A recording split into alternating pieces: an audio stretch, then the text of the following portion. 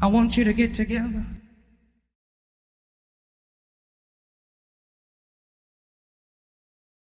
Hello, everyone.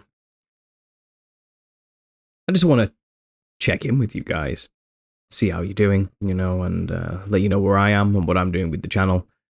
I haven't done one of these me just talking to myself videos in a while. I mean, I have precious little time between family life and finding that balance between work and family is difficult when you're a YouTuber and an author, and a content creator because making videos takes a long time. And catching up with comments and reading emails takes up a huge portion of time as well. And then, of course, writing a book in between. And I had issues, where I was finding it, well, my balance was off. That's the best way to say. I was not spending enough time with family and focused and concentrating too much on work.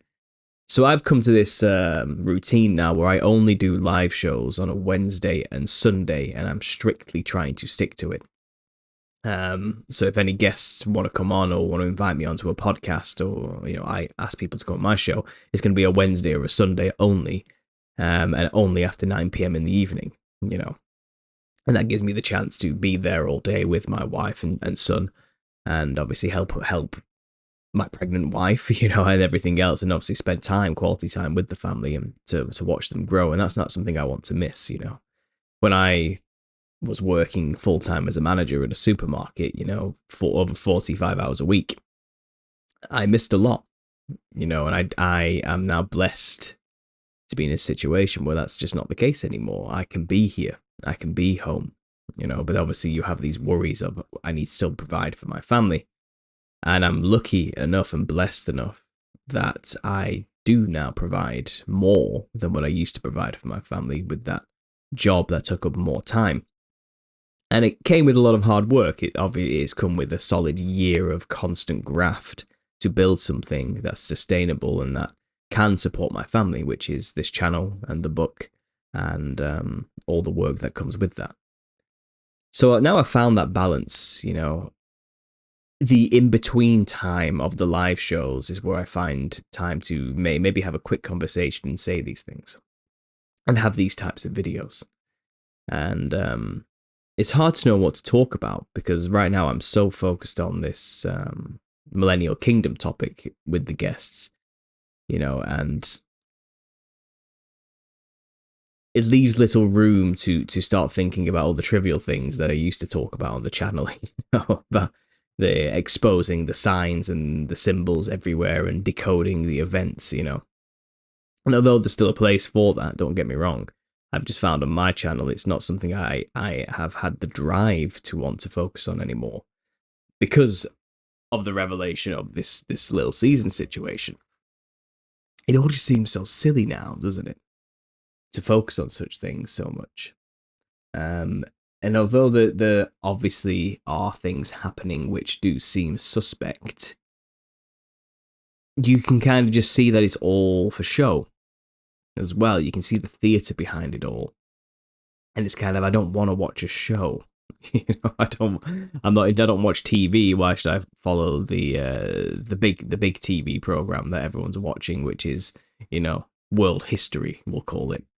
Little season history now. It just all seems so convoluted and over the top that I've had to find myself getting a bit more introspective than I used to be. More focusing on, so what am I doing exactly in this little season if this is where we are? Where do I stand with God? What's my responsibility now as somebody with a platform? And discussing this controversial topic, And I think I've been trying my best to handle it well. I've been getting guests on the channel who are in this world, and have their own channels talking about this topic with their own perspectives and take on it all and their own theologies and eschatologies. And not all of them agree with each other on a lot of things, and all of them have their own unique spin here and there on the nuanced nature of Millennial Kingdom history, you know, and timelines, and where things started and began, and where things happened and where they didn't happen truly, you know, and um, the spiritual and or physical nature of the kingdom and all these type of things. There's a lot of disagreement in the community on this topic, and I've been getting all of these different characters on to share their view. You know, all right. So tell me then, what's your take? And I think the audience on my channel has done well to realize that me having them on to speak is not a tacit endorsement of the belief systems necessarily. You know, I think people are realizing now that that's just my style. It's what I do. I hear it all out and then make my own opinion on the matter. And it's in these moments, you know, these little conversations, I suppose, where you hear my take and what I'm trying to say. And yeah, it's been a bit of a wild ride so far. I've heard a lot of things about this, you know, a lot of interesting takes and speculations, which are just mind-boggling, you know, and interesting, and some of them are a bit more easier to digest than others. Some of them I agree with, some of them I don't. And I think the audience is along for the ride too, which is fun. So I hope, in a way, you know, I'm using this platform in the correct way to help people get closer to the kingdom, to God, you know, and to his son Jesus, and to understand the salvation he offered to us, and to not lose their faith or hope in thinking about this type of concept or theory. I'm not a know-it-all type of person. I never speak with ultimate authority on a topic like this as though it's my way or the highway. I'm just not like that. I'm always open to interpretation, to be wrong about things, and willing to hear out the other side on most situations. And when it comes to some things, you know, there are some things which I'm pretty certain of, which, such as salvation and what it takes, you know, but I'm not going to just tacitly reject something that immediately sounds odd. You know, I'll hear it out and I'll think about it for a bit. And I don't speak with such authority on this topic necessarily. I speculate a lot, and I know I do, and I'm thinking out loud most of the time. And I think people like that too. I think it's working. I think that's helping others feel that they can have the confidence to do the same thing without feeling like that means they 100% agree with the thing they're discussing. I think a lot of people need to learn this when it comes to researching conspiracy. You need to be willing to discuss ideas you don't believe in as though you do for a little bit. If you want to fully understand a particular worldview or topic, you need to put yourself in that mindset and then talk it out. Okay, so if X, then ABC, you know, and then you go through the ABCs of that particular topic and think about them as though they're true. So if this is true, then that means this, then that means that, then that means this is this, and that is that. You know, you put all the pieces together. And then once you've created the image and completed the puzzle from that viewpoint, you can step out of it and say, okay, so that's what that belief, that's its, there is the logical conclusion to having that belief system. You can step back and look at it, okay? But then you need to move into another system and another perspective and take it from that angle. And then you can create another image and put it together and then step out of it and look at it again and compare it to the one you just had and see where there's overlap and where there's differences and where there's contradictions. And it's kind of,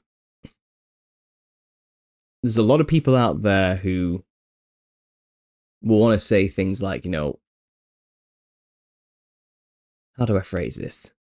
Okay, so the mentality they have is something like this. Well, there can only be one truth, so it might as well just be my worldview. You know what I mean? It's like, we can't all be right, so it might as well be me. It's that kind of attitude. And I do think that is not useful, unfortunately. You know, it's not a useful way of viewing things. And it's just not my style. And I've been attacked a few times by channels who are like that, you know.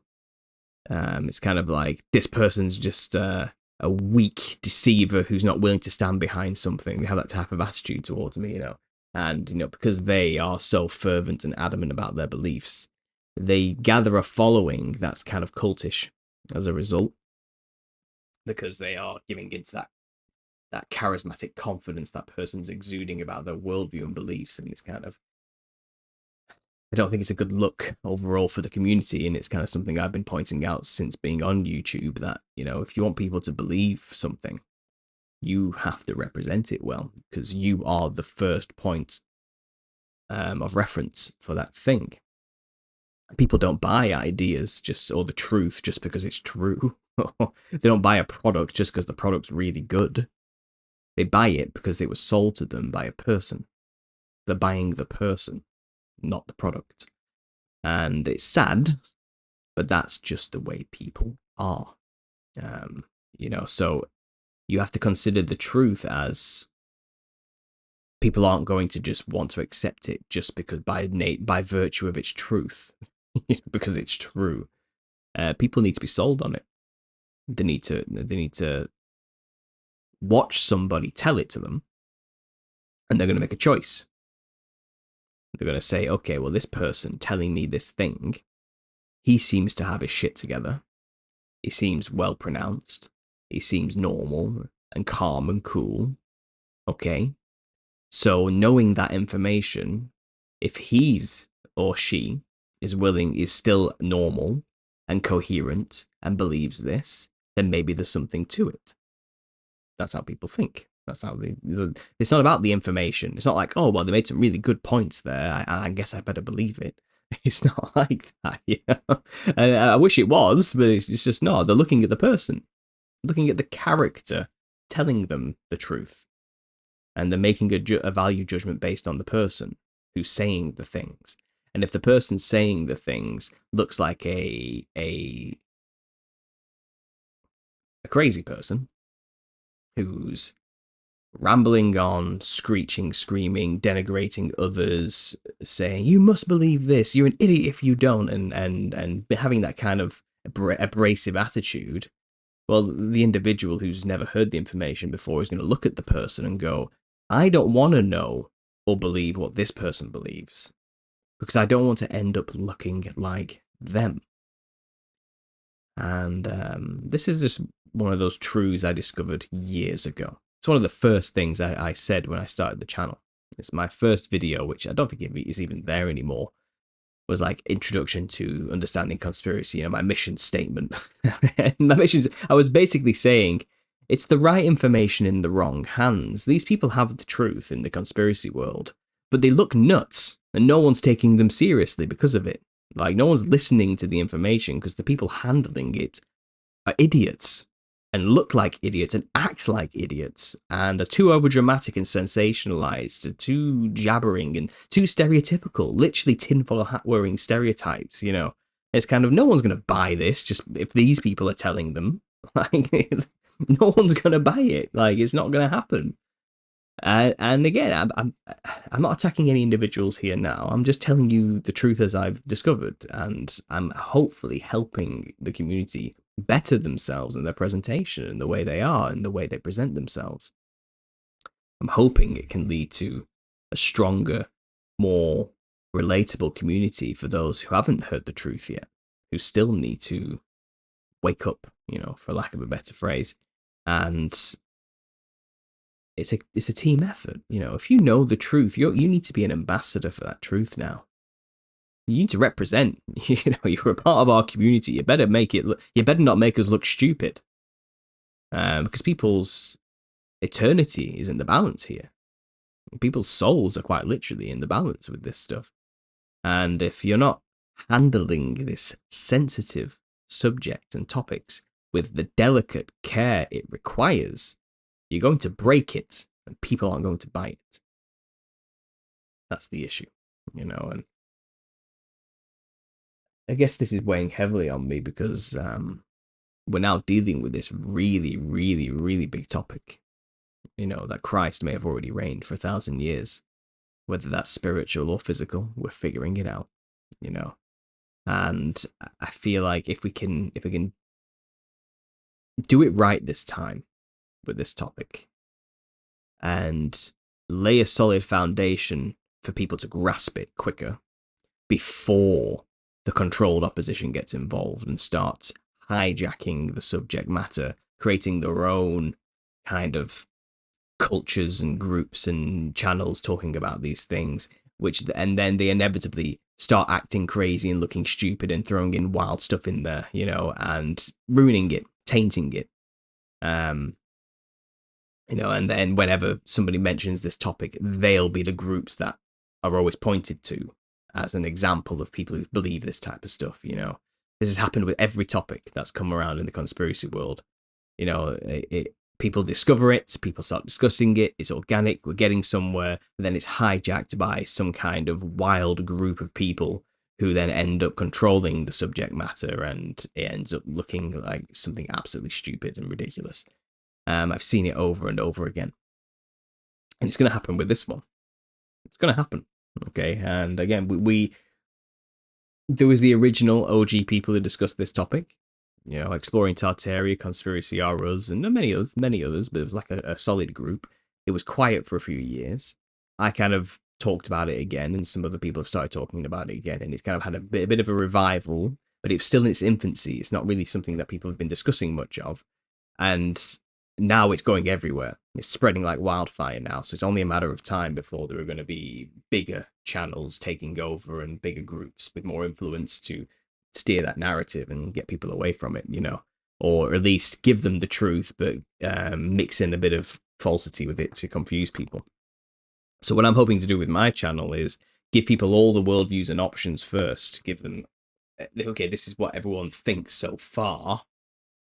Take it, internalize it, understand it as a possibility, keep it in the back of your mind, so when the future comes, you've got those possibilities available, to draw from. Regardless of what future channels are going to start saying and doing about this subject. It might be the case, I could be wrong on this, it might be that no one's going to touch it with a 10-foot barge pole. It's best just to shut up about this and leave it as a fringe topic, and hope it doesn't spread any further. It might be the case that this is not really a topic you can control.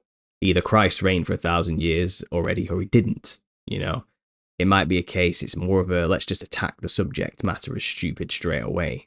Rather than create a controlled opposition, let's just create a huge counter movement to attack those who are already talking about it. And I think in a way we've kind of seen that too, haven't we? We've seen relatively large channels, ministries, Christian YouTube channels, who are all doing their Millennial Kingdom coverage video.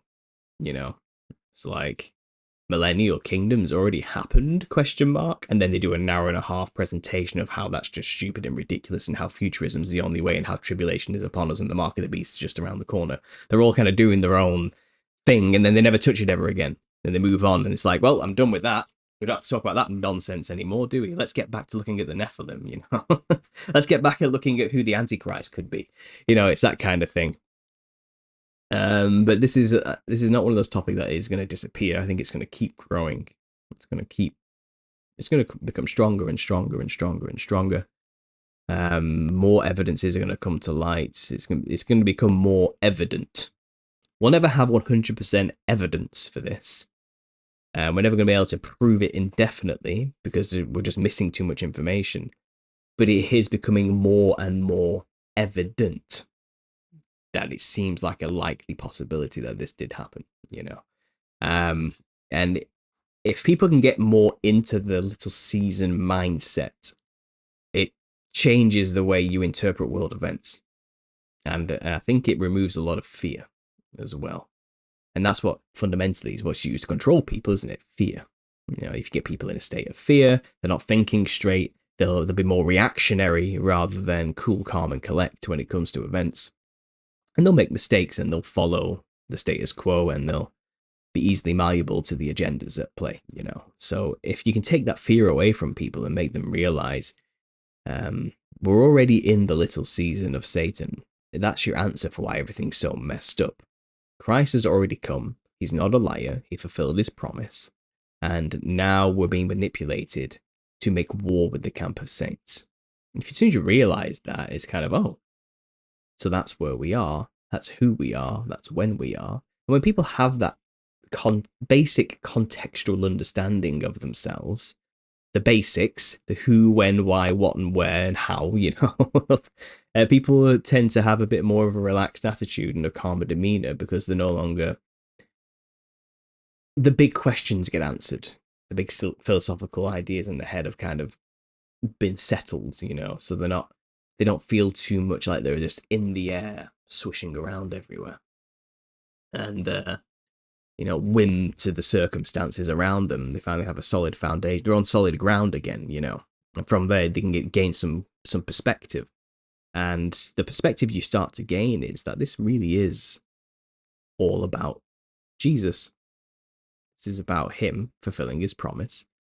And for the end of Revelation, the final prophecy to be fulfilled, and it's about the truth. It's about getting to grips with the truth and knowing the truth and knowing what's to come. And it's the eternal kingdom. It's the new heaven and earth. And it's the final separation of the wheat and the tares of and it's the end of the evil agenda, basically. And all the controls are trying to do, really, is clutch onto that power they have for as long as possible. And they're building fail safes for when the inevitable happens in order to hopefully cling on to their petty kingdoms that they've built on Earth, which are not going to last. They've built nothing, no treasures in heaven are waiting for them. All their treasures are here, and it's all going to be taken away. And they're scared. They are scared, so they're trying to project that fear onto us, those who actually have hope, salvation at hand. They're trying to take it away from us, fundamentally. And it's kind of, we just don't let them. They have no power. I mean that psychologically. They can take things away from us. They can take all of our stuff. They can even take our lives. But they're not going to take away our salvation. They're not going to take away eternity from us. We're saved. And they hate that. And that's the kind of perspective you start to gain once you really grasp this little season situation. And like I said at the start, you're no longer chasing after signs and symbols. It's a wicked generation that's always seeking after a sign. That much was made clear. I don't want to be a part of the wicked. Always seeking a sign. What's to come in fear of the next thing.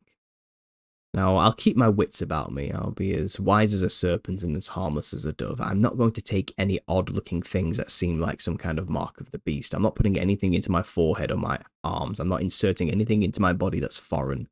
I'm not going to allow anything like that to happen. I'm going to keep the temple of God clean and pure as I possibly can, I'm going to do what I can to be what Christ wanted us to be, to get close to him and God. I'm not going to fall for some deceptions because I think everything's all right because it's all already happened in the past. I'm not going to suddenly become an absolute moron and do stupid things just because tribulation may already have happened, so I don't have to worry about it type of attitude. But that's not going to happen. I'm going to keep my wits about me. But fundamentally, we're all just marching towards the eternal kingdom now. When Christ said, "It is finished," I think I believe him. The enemy was defeated then. Death was defeated then. The adversary, Satan, was defeated. The demons lost all their power and we were given all authority over them. And the little season is kind of like just a season of amnesia. It's like a short time where we've just forgotten that we won. And in that haze of that amnesic haze we're kind of in for a short season, the devil took advantage of it and tried his best to convince us that he won. He's winning. Christ never came back. Christ failed you. All you've got is him. He's your God. He's the God of this world, And it only works because we've forgotten the truth, But we're all remembering again now. It seems like we're in the throes of it all coming to light again. It's like, wait a minute, haven't we done all this before? Hasn't this already happened before? And it's done. This is just the tying the ribbon on the gift that we were given of salvation. This is just the final moments, before the new heaven and earth. Isn't that an amazing thing when you really think about it? Isn't that truly the best time to be alive? Not pre-tribulation, before utter destruction and fervent heat melts everything and people barely survive by the skin of their teeth. And if it wasn't for the Jesus' mercy, no flesh would be left alive. Do you want to live before that time? You want to see tribulation come upon the earth? Is that what you want? You want to see people suffer and you want to see judgment poured out on everybody? Is that the best time to be alive? Consider yourself blessed that we really are past that. Sure, you didn't get to reign with Christ for 1,000 years or live during a time of peace with Christ for 1,000 years. Sure, now you have to live in a time where we don't have all the information and the obvious evidences that they had during that time. But we have the time of faith. This is truly a test of faith where we are now. It's not easy for us to believe because we're in the dark and we've forgotten a lot and we don't have all the information at hand. Books have been hidden from us. Everything's against us in this world. Everything's trying to get us to not know the truth. Everything's working against us to make us forget who we are, when we are, where we are, what we are, and how we got here. Everything's there to distract us, to make us weak, to kill us slowly, But yet we still believe. There are still people out there who, despite all the odds against them, they find Christ. That's incredible. That's a miracle. Because there's nothing going on in this world that should make us believe that. Everything is aimed towards making sure that believing in Jesus is pointless and useless. It's not true, but that's what everything is designed to make us believe and think. So why does anybody believe? Why? It's because you can't stop the truth. The truth is the truth, and it's written on our hearts. The Holy Spirit works through us. It's a truly spiritual miracle that is even anybody at all that believes in Christ today. When, apparently we all believe it's been 2,000 years and he never came back. Yet people still believe because we have faith. And I think even now, in light of this little season idea that, actually, Christ did come back, that only strengthens our faith when you start to realize that. No longer is our faith dependent on stretching out time for 2,000 years and trying to find ways to make sense of that, and things can finally make sense. And our faith can only get stronger, but we still have to walk in faith during this time.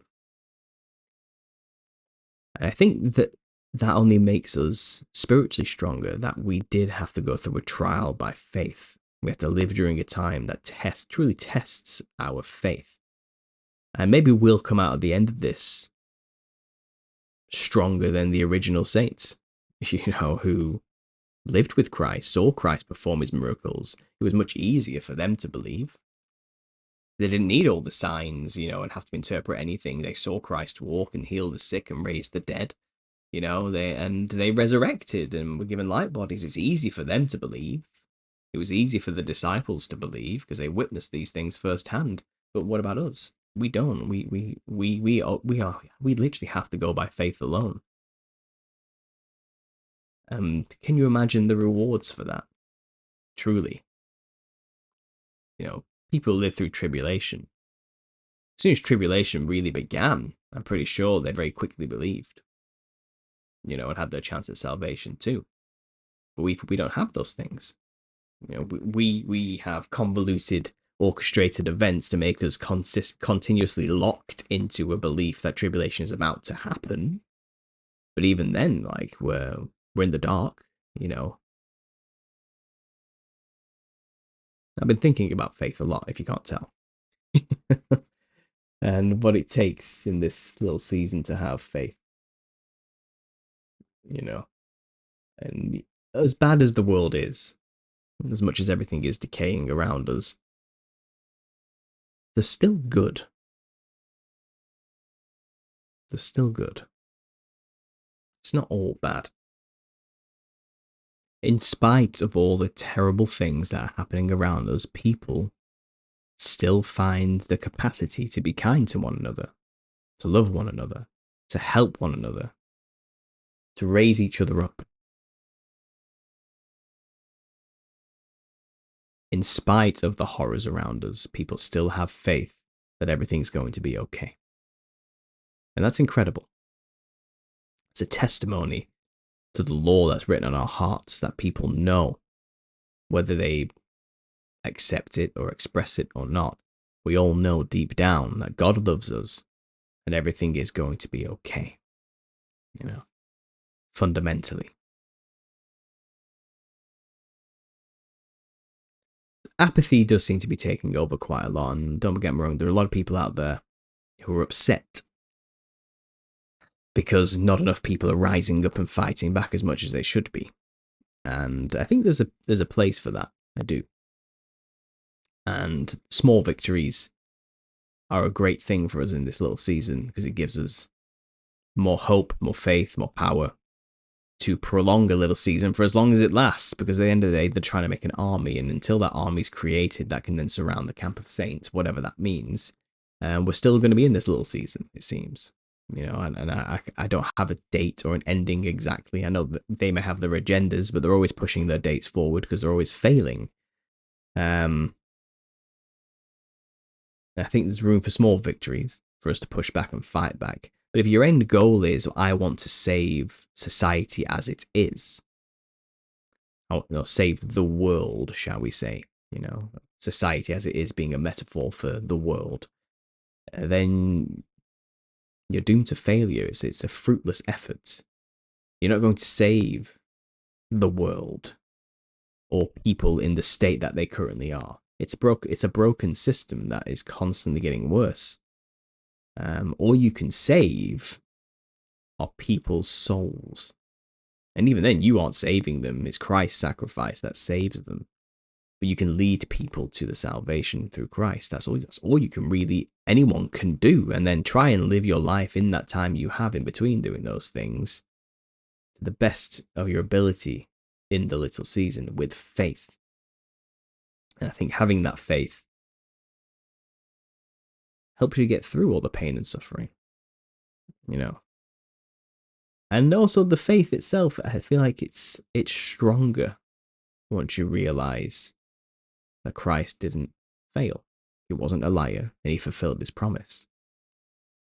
You can then walk with your held head high, confidently knowing that what else is to come that was promised will also come to pass.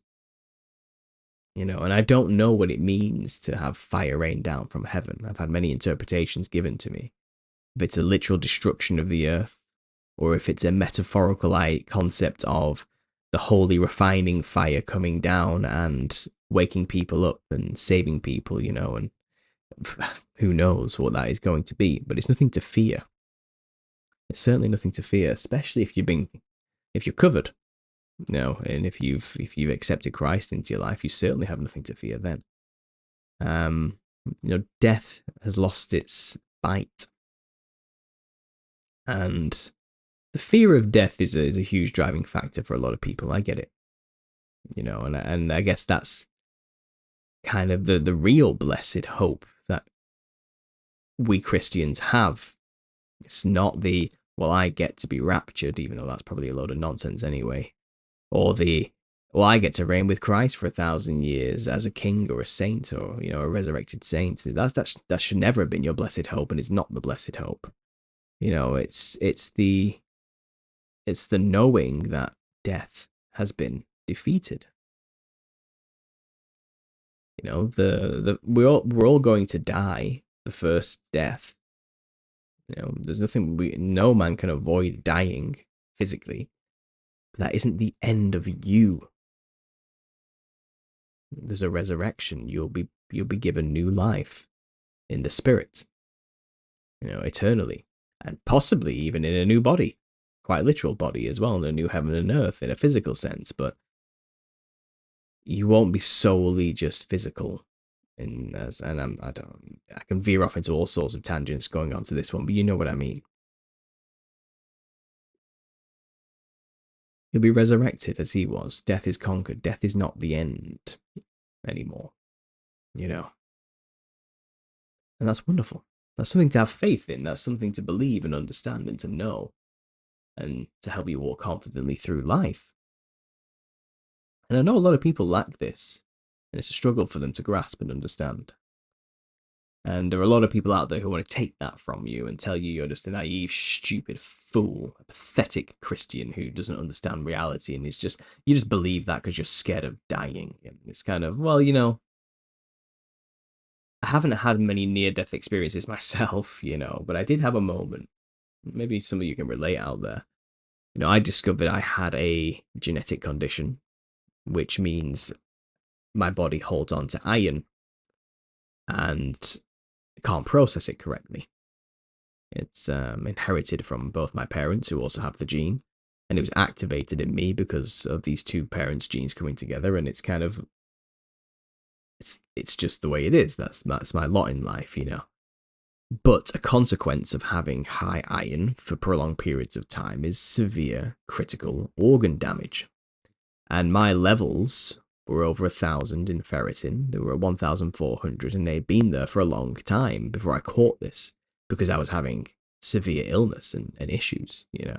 And through fighting to get this investigated and to look into the blood works and to get the result, we figured out what it was, and it was this condition, and luckily I could get treatment in time. But the issue is I was getting results back on my liver tests that were showing that I'm in serious danger. Like, my liver is quite possibly about to get irreparably damaged. And if that's the case, worst case scenario, cirrhosis, and then you're dead in 12 years without a new liver. You're going to die. And we were looking at my results and how much worse they were getting on a monthly basis, and we were terrified that the damage had been done, because they were dragging their feet to get me treatment. So I had to fight and force them to get me in, to get the treatment started, to get the iron down in my body before I am irreparably damaged. But there was a moment in that time where we were looking at my liver scores, and we're looking at my blood ferritin getting higher, and we were reading about all the consequences of this and what it will lead to, critical organ failure, and the likelihood of quality of life being so low. The morbidity rate was extremely high, and that means quality of life being irreparably affected. And the mortality rate is even higher once, obviously, you get past a certain point. I thought I was going to die. Like, I had to think for a second about that, about death. And and until you're in that kind of situation, you tend not to consider it or think about it. But I was thrown into that nebulous world, that sense of having to contemplate seriously my own mortality. And I know there are people out there listening who have probably gone through this experience, perhaps in a much worse situation than me. And I'm not saying my situation is the worst at all. It's not. It's nothing in comparison to what some people have to go through. But it did give me a bit of perspective on what it feels like to contemplate that you might die earlier than you want to die, that you are in serious risk of death. It gave me a chance to get a taste of that experience and that feeling, and it's not pleasant. I was told, reading these things, I might not live to see my own son grow to be 18 years old. If this doesn't get fixed, I'll be dead in 12 years. Once cirrhosis kicks in, it's irreversible. It's just a decline from there. A rapid, it's a yearly decline until death, unless you get a new transplant, which is difficult to get in the UK. And it's kind of, I had to think about not being able to see my son grow up to be a man. Things I would miss. The thing, and it wasn't the pain I was worried about. It wasn't necessarily the dying itself I was worried about. It's what I would miss. It's it's the growth of my children that I wouldn't get to see that I really that hit me the most, that panicked me the most. Not being able to see my son grow. Um, it was horrible. It was a horrible mindset to be in. It was a horrible place to be, and thought processes were quite terrifying to think about and comprehend. And you really do kind of feel like you're just swimming in an abyss, in a deep abyss, surrounded, and you're just there. You're barely existing. You're just kind of surrounded by darkness, and it's just you. That's what it feels like when you have that moment of like, I might die. You're just suddenly thrown into this place, and you're alone, and it's a nebulous feeling. It's an out of body experience. You leave your body and you see the finite nature of existence, of your short time on earth, how short it really is. It's like I've lived for 31 years, well, I've lived for 32 years now, and I was told, and I was researching, that you might only have 12 left. When you have that kind of time frame put onto it, you see how short of a time it truly is. And I was lucky that I forced through treatments quicker. I made them do it faster than their allotted time to get my ferritin down quicker. So I was out of the danger zone. I've had my organs checked, and luckily, my liver came back fine. I'm still waiting for my heart results. In fact, I'm going to get a phone call soon about this, I think, to figure out what's going on there. Um, I'm not so hopeful that my heart hasn't been damaged. I don't know. I did have a lot of chest pain prior to all this treatment. But obviously, I had the relief that, okay, I don't have cirrhosis of the liver. I think I'm going to be okay, you know. But the unknowing, the uncertainty, and having that possibility that you could be dead in 12 years put on you, it gives you a perspective that I personally otherwise didn't have on what it means to contemplate your own mortality and death. It really puts you into that understanding of just how short things are, how short of a time we really have, and how we're not promised tomorrow. And though I did know and was comforted in those moments that it's not the end of your life. It's just the end of your life here, in this existence, in this corrupted world, in this corrupted body. It's the end of that, but it's not the end. I knew it wasn't the end of me exactly. I knew there was more coming. I had faith, and that helped me a lot. And I couldn't imagine being in that nebulous moment without that. I imagine then I would have been scared of the pain and the suffering and the uncertainty and the not knowing what's coming next. And I think I would have sank into the abyss without that faith. And I consider myself blessed that I do have the ability to have the faith. And it's odd. It's an odd thing to think about and try and explain with words. Because I know how hard it is for people to gain it as well. Because in a way it's to let go of reason. A lot of people cling to that as their constant, the thing that keeps them going. But in a way, I it's freeing to not have all the answers, to not know everything, that everything isn't always certain all the time. I know the universe. I know what we are. I know that death is just the end and evolution's the truth, and we're nothing but a mold on a rock in the middle of vast empty space. That type of view, that I'm nothing and I was born from nothing and I go back to nothing. It's I'm just worm food when I die, and there's nothing else to think about. And it's kind of, when you're dead, that's it. A lot of people, it's more comforting, I guess, for them in the short term to have that certainty that there's nothing, you know. But when you have to start thinking that maybe there is something, that's scarier. You know, but I think people think, oh, it's the easy way out to believe in God and to believe in an afterlife. No, it's not. There is no benefit to like. It's not as freeing as people think it is to believe in the Christian narrative of life after death. You know, it comes with a weight. It comes with a weight of responsibility that we have to be willing to take on. You know, it's suddenly everything I do does matter now.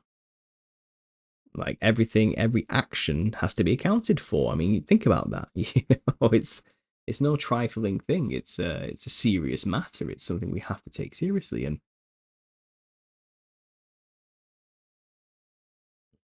if only the childish atheistic types could understand that, you know, I think they could find more ground with us and maybe more open to listening to us.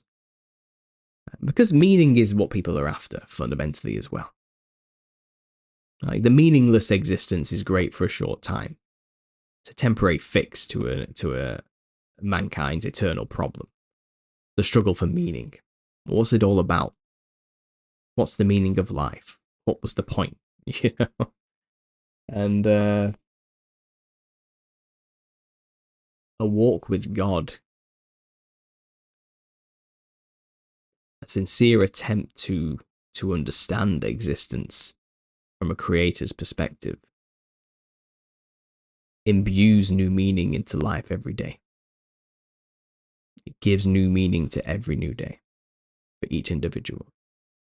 It makes every experience mean something and teach you something. It gives value to every second when you sincerely give yourself over to the truth that there is a God and we are created and we're in the middle of an attempt at saving us all. You know, there can be no greater meaning than that. And this is coming from somebody who lived the meaningless existence. You know, do what thou wilt. Why not? What else is there? You know, do what makes you feel good.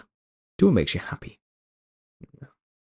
It's kind of, I mentioned earlier, you know, that feeling that time is short. We don't have long on this earth. And it can be cut short at any moment. You can be given the bad news that you're going to die in 6 months, anymore, 12 years, or the classic cliche, you could get hit by a bus tomorrow. You know, we're not guaranteed anything. And I think people then, you know, the atheistic types say, well, you may as well just do what you want and live for yourself then and be selfish because, you know, tomorrow we die. Eat, drink, and be merry because tomorrow we die. But the Christians don't see it that way. Like, no, we know it's short. So make what you do now matter. Don't waste it. That's the difference. And it can't hurt, right, to see it that way. I know that's not a convincing argument to become a Christian necessarily. It's not based in reason or evidence.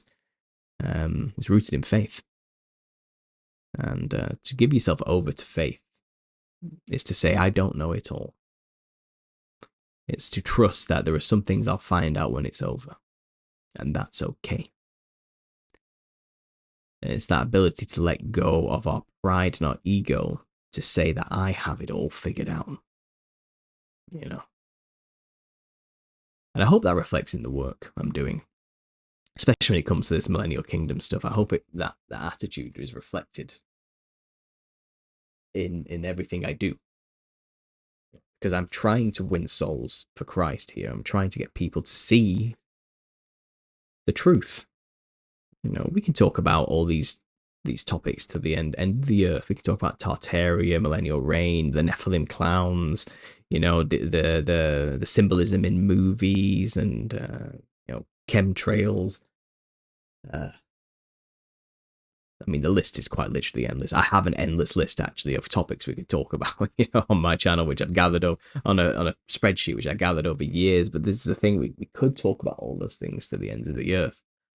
But the fundamental basis for it all, the rock it's all built upon, is that God is real. and so is his son, and so is his sacrifice. That's it. That's kind of all we need to figure out. And I'm trying to get people there. I know these topics are means to get people to that conclusion. They're all just avenues to get to the same truth. All roads lead to Christ. They don't lead to Rome.